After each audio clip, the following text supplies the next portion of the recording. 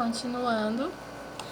Então, se algum paciente na unidade, usuário da unidade, que precisa que o curativo seja trocado, o técnico faz essa visita domiciliar junto com o ACS e ajuda nesse processo de troca do curativo também.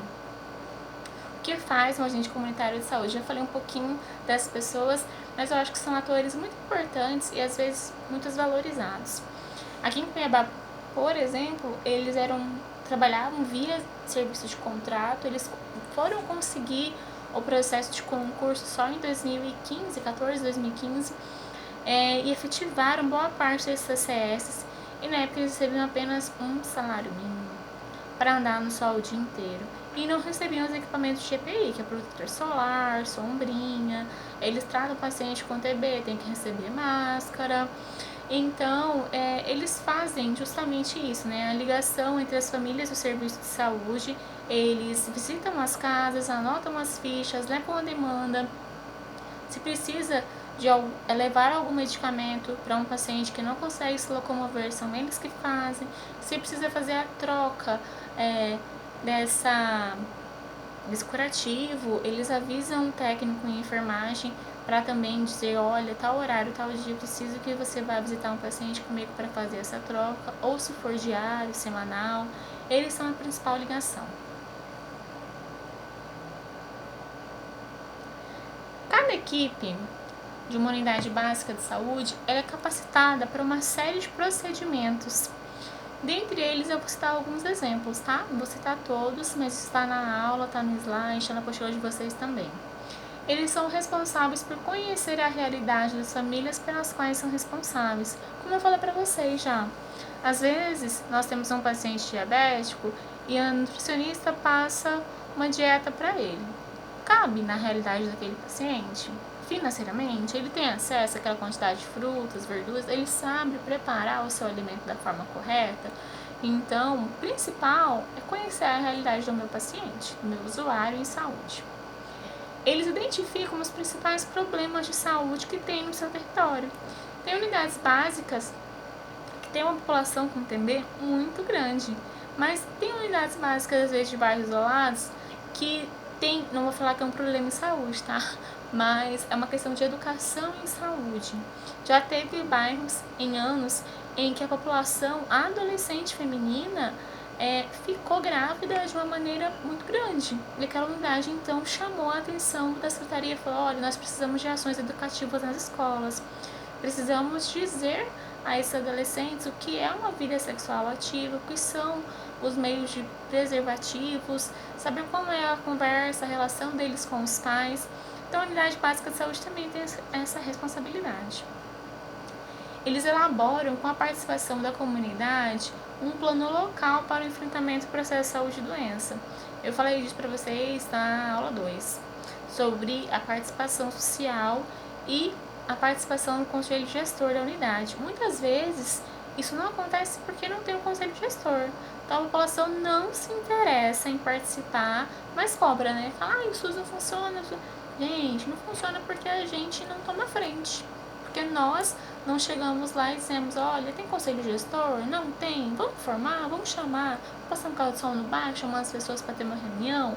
Ou se já tem, posso participar aqui, já que é reunião, que eu venho. Então, nós temos que nos apropriar desse espaço. Tomar a frente realmente. Como implantar uma estratégia de saúde da família? Vocês sabem, também já falei aqui na aula, que não são todos os bairros que têm uma unidade básica de saúde. Por que isso ocorre? Existem bairros que têm uma maior necessidade e tem uma população mais vulnerável. Como eu disse para vocês, o bairro Santa Isabel, por exemplo, tem 3 unidades básicas de saúde. Por quê? Necessidade. O bairro é grande, a população é vulnerável, a população estava adoecendo, precisava dessa quantidade de unidade para atendê-los com qualidade. Então, o primeiro passo para implantar uma estratégia de saúde da família. Identificar as áreas prioritárias para a implantação do programa. Então, eu preciso saber também o número de habitantes que tem naquele bairro, para saber se uma unidade, 2, o tamanho da unidade.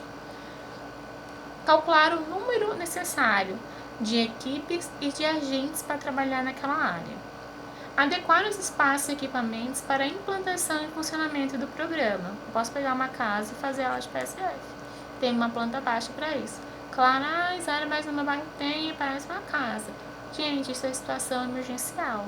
Mas existe uma planta baixa em que todas as unidades básicas de saúde deveriam seguir aquela estrutura para ter um ambiente arejado.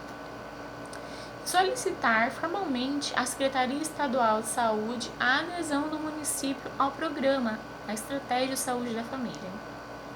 Selecionar, contratar e capacitar profissionais que atuarão no programa. Os médicos ainda são via contrato, os enfermeiros são via contrato, os ACS conseguiram, né, a partir dessa luta, eles trabalham, a maioria das vezes, né, via concurso. Só que teve esse concurso último em 2015, depois não teve mais. Então tem muitos ACS aí que é contratado também. Médico também, gente. Demora muito para o município fazer um concurso público para chamamento de médico, enfermeiro. Então nós temos muitos que trabalham via contrato. Vou falar agora de um outro programa que existe dentro da Unidade Básica de Saúde, que é o Programa de Assistência Integral à Saúde da Mulher, o PAINS. Então, o PSF é um dos programas. Agora eu vou falar de um outro programa que existe também, né, na unidade, que é agora só de atenção à saúde da mulher. O PAINS, ele surge inicialmente em 83 e ele é reformulado quando o PSF é criado em 94. E o maior objetivo do PAINS é atender a mulher na sua integralidade. Então, atende a mulher em todas as suas fases de vida. E ele preconiza esse acesso da mulher à saúde e atenção de qualidade. E elas têm esse atendimento de forma de nível complexo, nível básico e primário, além das ações de planejamento reprodutivo. As áreas de atuação do PAINS é dividido de acordo com as fases da vida da mulher. Então, existem, dentro do PAINS, a assistência ao ciclo gravitício, do puerpério e também a fase do pré-natal e do parto. A assistência ao abortamento, existem, né, casos em que a mulher sofre aborto espontâneo, existem casos em que o aborto é regulamentado porque a mulher foi vítima de abuso sexual, então está dentro da política do PAINS. A assistência à concepção e anticoncepção, ou seja, métodos contraceptivos, o DIU, a pílula, a consulta com o ginecologista, tudo isso ela é orientada dentro do PAINS. Prevenção do câncer do colo uterino, coleta de CCO, que acontece na unidade básica de saúde sempre uma vez por semana. Assistência ao climatério, assistência às doenças ginecológicas, prevenção e tratamento de DST e HIV e assistência à mulher vítima de violência. Então, o PAINS, ele abrange todas essas áreas da vida da mulher. Nós vamos falar agora de um outro programa que existe dentro da Unidade Básica de Saúde, que é o Hiperdia, que é para a promoção da saúde da pessoa diabética e hipertensa. Então, essa sigla enorme é o Hiperdia. A hipertensão e o diabetes são considerados as causas prioritárias para o Ministério da Saúde.